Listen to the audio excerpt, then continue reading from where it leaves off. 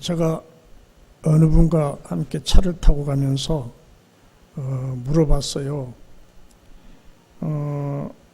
당신은 만약에 오늘 이 지구상에 종말 같은 큰 대환란이 오면 그때 뭔가를 가져가야 되는데 뭘 챙겨가시겠어요? 그랬더니 첫째 핸드폰을 가져간다고 그러더라고요. 그리고 그 다음에 현금이 들어있는 통장, 셋째는 먹을 것 가져간다고 그랬어요. 그리고 그 다음에 내가 다른 분하고 차를 타고 가면서 물었어요. 똑같은 질문을 던졌어요. 그랬더니 한 분은 뭐라고 하냐면 역시 핸드폰 가져간다. 핸드폰, 그 다음에 현금, 카드, 그 다음에 그분은 셋째는 귀금속 가져간다고 그러대요.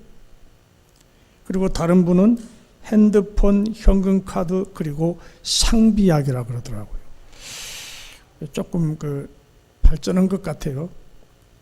근데 그분들이 저에게 물었어요. 그럼 목사님은 뭐 챙겨가실래요? 그래서 저는 그런 생각을 했어요. 그래도 어두운 밤 헤매려면 이제 후리시, 랜턴이 있어야 되겠다 싶어서 랜턴하고, 그 다음에 물병, 당장에 물은 먹어야 될 것 같아서 물병. 세 번째는 뭐냐고 그러니까 세 번째는 딱히 생각이 안 나더라고요. 세 번째는 생각이 안 난다고 했는데 지금까지도 세 번째가 뭔지를 모르겠어요. 지금 제가 여러분에게 똑같은 질문을 던지면 여러분은 뭘 챙겨가실래요? 각기 대답이 다르다고 생각합니다. 그런데 100주년 기념교회를 담임했던 이재철 목사님이 쓴 어떤 책에서 봤어요. 그 목사님이 그 일본의 쓰나미가 발발하고 나서 그 다음에 얼마 안 되어서 일본을 갔대요. 가서 거기 그 택시 안에서 센다이에서 택시를 대절했는데 택시 안에서 택시 기사에게 물었대요. 어떻게 이번에 쓰나미를 잘 겪었냐고 그랬더니 자기는 어렸을 때에 2차 대전을 겪었대요. 그래서 그때부터 피난 가는 걸 항상 생각하고 살았다는 거예요. 그래서 그날도 택시를 타고 운행을 하다가 쓰나미가 발발한 걸 알고 자기 집으로 와서 식구들 데리고 마을 그 대피소로 가려다가 이것도 부족하다 싶어서 중학교 2층으로 올라갔대요. 그래서 그 짧은 순간인데 자기의 그 판단 때문에 식구가 다 살았대요. 그러면서 자기는 지금도 항상 머리맡에다가 유사시에 쓸 것들을 항상 준비하고 있다고 하더랍니다.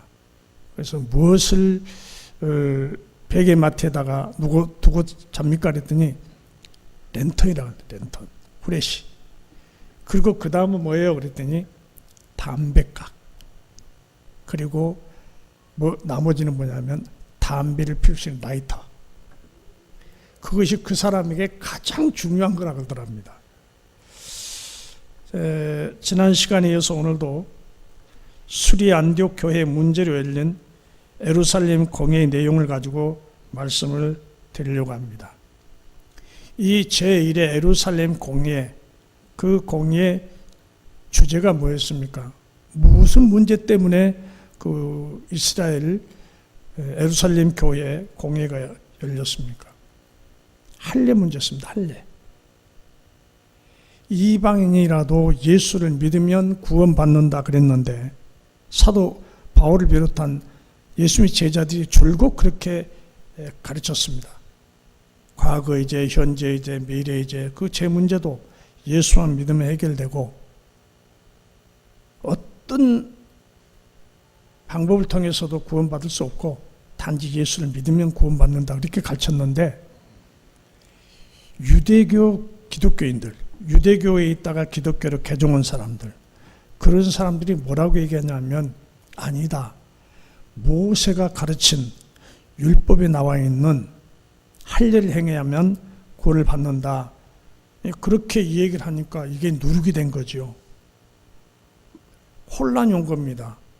예수 안 믿으면 구원받는다는데 한쪽에서는 할례를 받아야 구원받는다고 그러니까 너무너무 그냥 흔들리는 겁니다. 그래서 베드로가 그간에 있었던 얘기를 합니다. 어떤 얘기 합니까? 고넬료 집에 할례가 아니라 할례를 받지 않았는데도 그들에게 세례를 주고 그들이 구원을 받은 사건을 얘기를 합니다.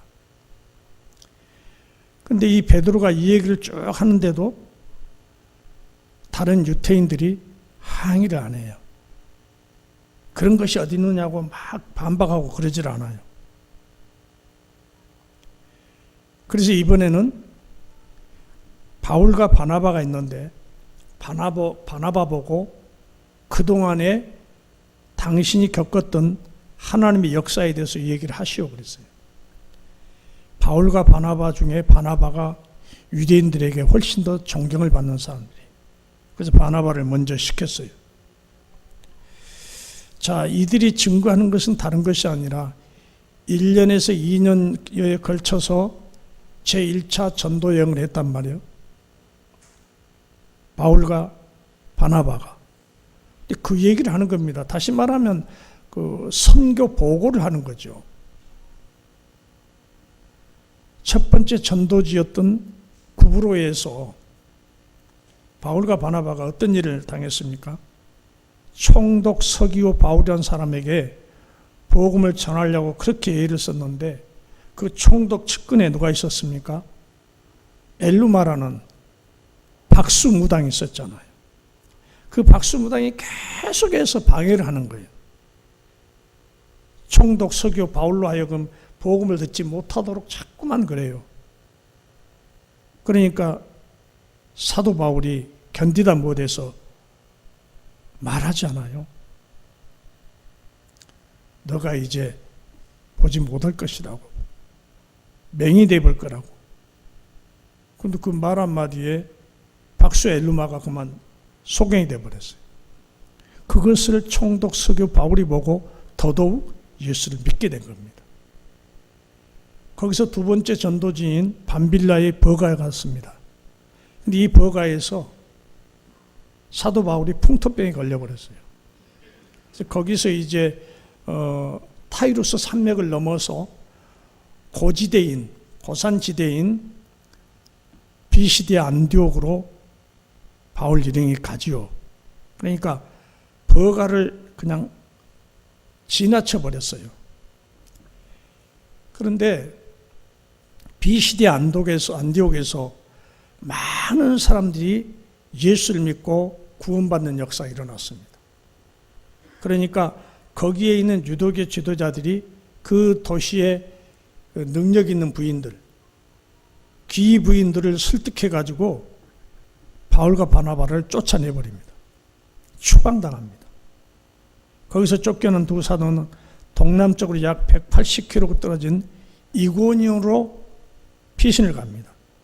근데 이고니오 가가지고 거기서도 복음을 전합니다. 그런데 이고니오에서 많은 사람들이 예수를 믿으니까 유대교인들이 거기까지 쫓아온 거예요.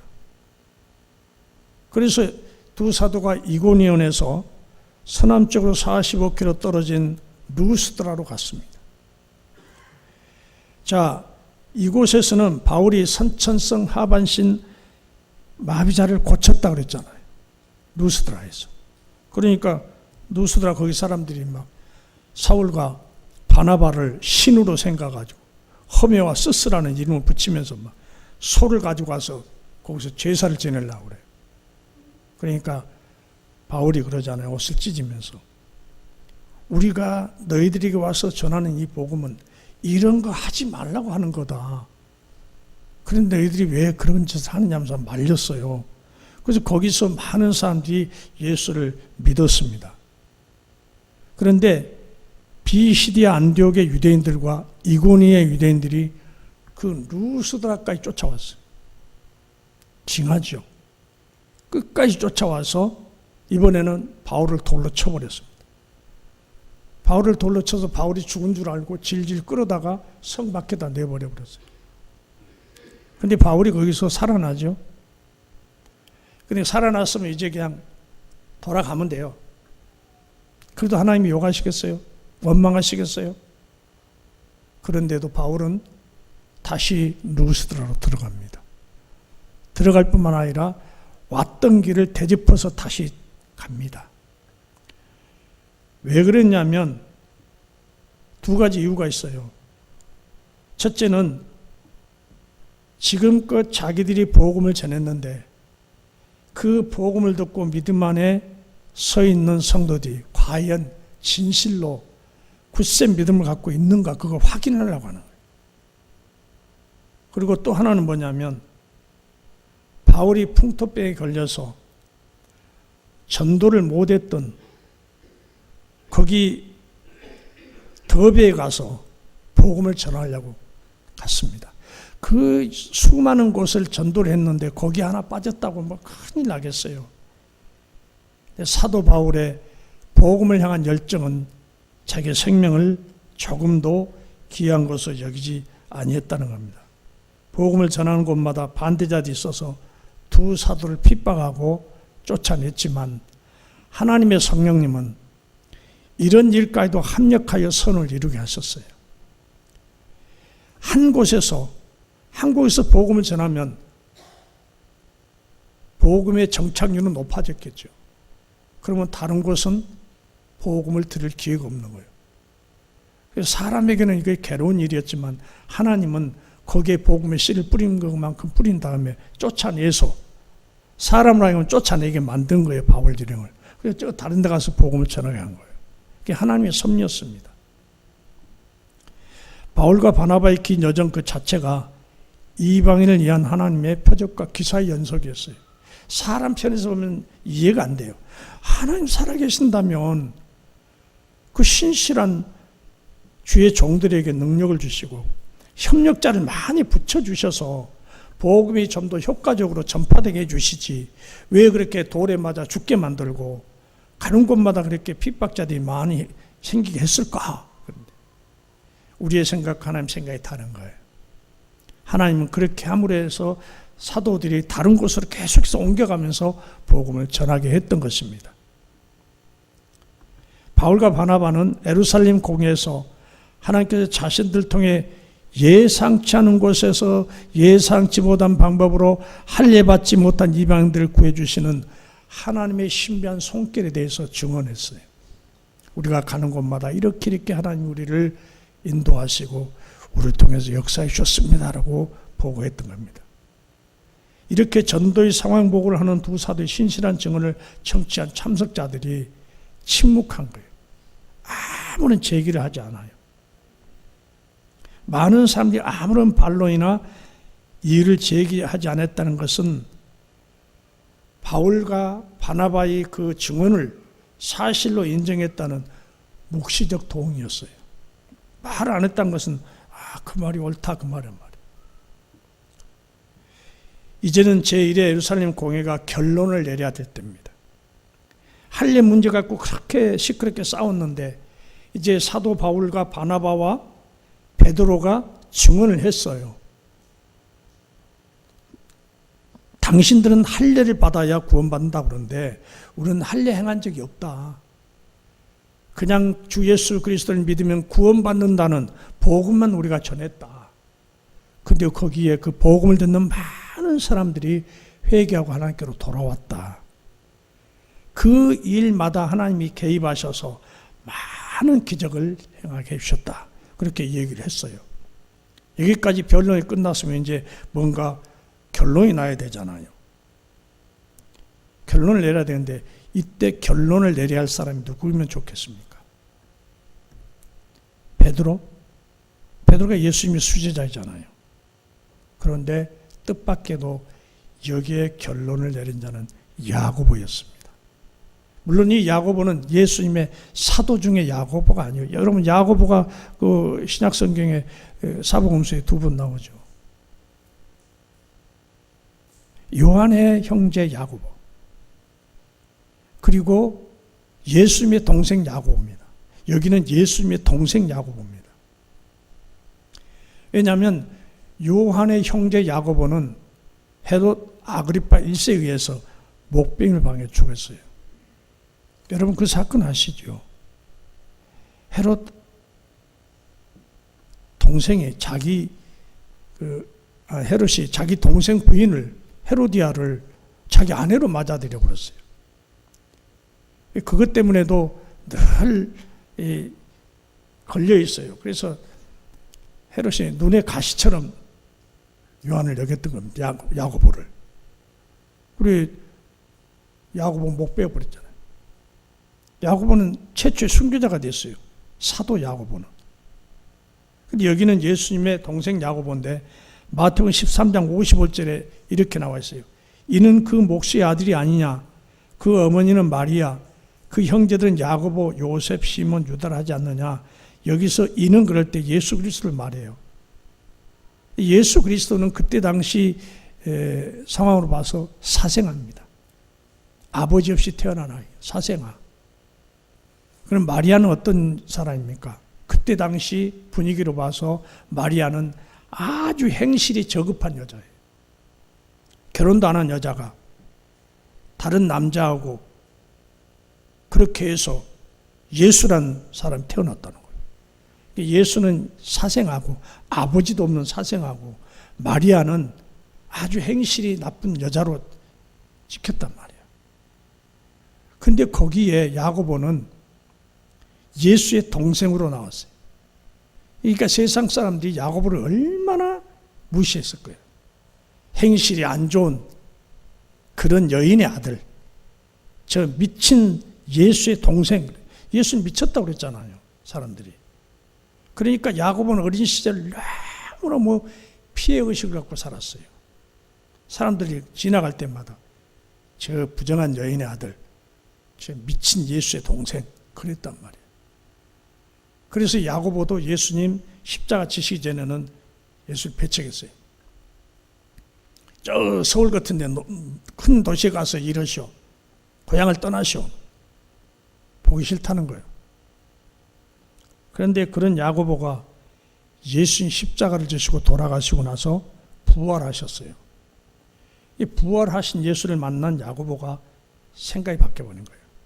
아, 내가 그렇게 배척하고 못마땅히 생각했던 내 형 예수는 보통 사람이 아니었구나. 그때부터 예수의 말씀을 너무너무 깊이 묵상을 했어요. 그래서 그 떨어진 씨앗이 옥토에 떨어졌던 거예요. 그래서 그 씨를 그 마음이 품었어요. 그래서 그 어떤 사도들보다도 더 예수님을 신실하게 믿었던 겁니다. 그래서 이걸 보고서라도 예루살렘 교회는 야고보를 최초 의장으로 세웠어요. 감독이 쉽게 해서. 그래서 야고보가 결정을 내립니다. 무슨 결정을 내렸죠? 할례 받을 이유가 없다. 할례를 받는 게 아니고 할례는 저들에게 무거운 멍해가 되니까 할례를 우리가 주장해서는 안 된다. 그리고 이제 제가 다음 시간에 또 말씀을 준비를 이미 했습니다. 근데 이제 먹는 음식만 얘기를 거기서 합니다. 우상의 제물을 먹지 말고, 그 다음에 성전의 창기들과 간음하지 말고, 피를 멀리하고, 그 다음에 목매어 죽은 짐승들을 먹지 말고, 그것만 얘기합니다. 나머지는 할례를 받지 않아도 된다. 할례는 구원과 상관없다. 그 결정을 내립니다. 그리고 그 야고보가 의장으로서 그 결정을 내렸을 때 단 한 사람도 아니요 하는 사람이 없었어요. 모두가 다 수용한 겁니다. 이건 역시 하나님의 역사하심이죠. 손전등과 담배와 라이터를 베개 밑에 두고 매일 밤 잠을 잔다는 미야자키 씨는 어리석어 보입니다. 우리가 생각할 때. 그래 놔둘 것이 없어서, 가져갈 것이 없어서 담배 챙기고 라이터 챙겨나? 그렇게 생각할 수 있습니다. 그런데 우리는 어쩌습니까? 손전등 챙기고, 담배 대신에 예금 통장 챙기고, 라이터 대신에 핸드폰 챙기고, 또 부동산 등기 문서 챙겨놓고 혹시 그러고 있지는 않습니까? 천지가 진동하고 도망가지 않으면 안 될 상황이 벌어졌는데 여론은 무엇 가지고 가시려나요? 미야자키 씨는 라이터하고 담배하고 손전등 챙겼다는데 거기에 비하면 우리가 준비한 것은 고상한 겁니까? 라이터 대신에 통장 가져가고 담배 대신에 등기 문서 가져가고 이게 고상한가 보여요? 하나님 보시기엔 똑같은 거예요. 하나님 보시기에는 미야자키 씨가 챙겼던 그것도 필요 없는 거고 저와 여러분이 챙겨가려고 하는 그것도 필요 없고 다 필요 없는 것들이에요. 이 세상에 우리가 있는 동안만 그런 것은 필요합니다. 부분적으로. 근데 이 세상 끝나고 우리가 하나님 앞에 섰을 때는 이 세상 것은 아무것도 필요가 없는 거예요. 우리가 가장 소중하게 여긴다고 하는 거 그 하나님 앞에 가서 그거 필요 없는 거지.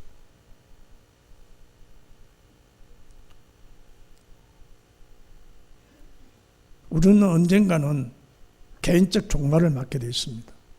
개인적 종말이 뭐예요? 개인의 죽음이에요. 그리고 우주적 종말을 당하게 됩니다. 그건 온 세상이 심판받는 날을 말합니다. 어쨌거나 우리가 종말을 당해서 하나님 앞에 섰을 때에 우리가 생각해야 될 것은 우리가 손에 가지고 있는 것 가지고는 하나님이 인정해 줄 만한 것이 아무것도 없다는 거예요. 그걸 늘 우리가 염두에 두고 살아갔으면 좋겠습니다. 다시 말씀드립니다. 세상에 존재하는 것 가지고는 하나님을 기쁘게 해드릴 수 없고 그거 가지고 갔다는 하나님 그거 받지 않으신다는 거예요. 그럼 우리가 가져야 할 것은 뭡니까? 믿음밖에 없어요. 아멘입니다. 믿음밖에 없습니다. 우리가 믿음 갖고 가야 돼요. 제가 이 시간에 그때 베드로나 바울이나 바나바나 이런 분들이 여기 있다고 합시다. 내가 그분들에게 물어봐요. 지금 내일이라도 세상이 끝나려고 할 때에 사도님들은 뭐 갖고 가시겠어요? 아마 그분들은 그렇게 대답하실 것 같아요. 내게 만약 아무것도 손에 잡지 않고 빈손이 내게 있다면 나는 그 손에 구원받아야 할 사람들 손목 잡고 갈란다. 아마 그러실 거예요. 거기에 라이터를 챙기고 랜턴을 챙기고 문서를 챙기고 통장을 챙겨간 것이 아니라 구원받아야 할 백성들 손을 내가 잡고 가겠다. 다시 말하면 복음을 전하고 가겠다. 그런 고백이 있을 겁니다. 우리도 그런 고백을 갖게 되길 원합니다. 우리가 가장 값지게 여기고 우리 곁에 꼭 두어야만 마음이 놓이는 것은 무엇입니까? 그것이 무엇이든 하나님 보시기에는 미야자키 씨의 담배나 라이터에 불과합니다. 그거는 결코 세상의 권력으로도 세상의 권위로도 세상의 금은보화로도 오지 않습니다. 그래서 우리 옛날 교회학교 때 불렀던 동요 찬송이 있잖아요. 돈으로도 못 가요 하나님 나라. 믿음으로 가는 나라 하나님 나라. 어여뻐도 못 가요 하나님 나라. 힘 있어도 못 가요 하나님 나라. 믿음으로 가는 나라 하나님 나라. 믿음으로만 가는 것입니다. 오직 길이요 진리요 생명이 있는 예수를 믿는 믿음뿐입니다. 할래도 소용없습니다. 오직 믿음입니다. 이 진리를 깨닫는 우리 성도님들은 주님 손에 붙잡힌 손을 빼지 마십시오. 오늘 이렇게 험한 시간에도 이전에 와서 예배드리는 우리 성도님들은 성도님의 손을 하나님 손에 빼앗긴 자들입니다. 붙잡힌 손을 빼려고 하지 마세요. 억지로 빼려고 그러지 마세요. 주님이 우리 한 손을 잡으셨다면, 우리 한 손을 잡으셨다면 우리는 나머지 한 손 내밀어서 두 손으로 주님 손 잡아야 돼요. 주여 나를 놓지 마세요. 구원은 오직 믿음뿐입니다. 아멘입니다. 구원은 오직 믿음뿐입니다. 믿음 위에 다른 길은 없습니다. 자, 여러분이 마지막 우리의 코끝에서 호흡이 끊어질 때에 당당하게 주님께 부르짖어야 됩니다. 주여, 내가 평생 주님 믿고 살아왔습니다. 아시지요, 주님? 그 믿음을 내가 주님 손에 내놓사오니 그 믿음 보시고 나를 구원해 주십시오. 믿음을 자랑할 수 있는 성도들 되길 원합니다. 여러분이 가진 것 자랑하지 마세요. 여러분이 지금껏 이루는 것 자랑하지 마세요. 여러분의 믿음을 주님 앞에 자랑하십시오. 떳떳하게 자랑하십시오. 주여, 아시지요? 세상 사람이 다 피해가고 숨어버리는 코로나 그 험한 사태 속에서도 나는 주님 사랑하여 예배드렸습니다. 주님, 자랑할 만한 거예요. 믿음 갖고 승리하는 성도님들 주님으로 축복합니다. 같이 일어나십시오.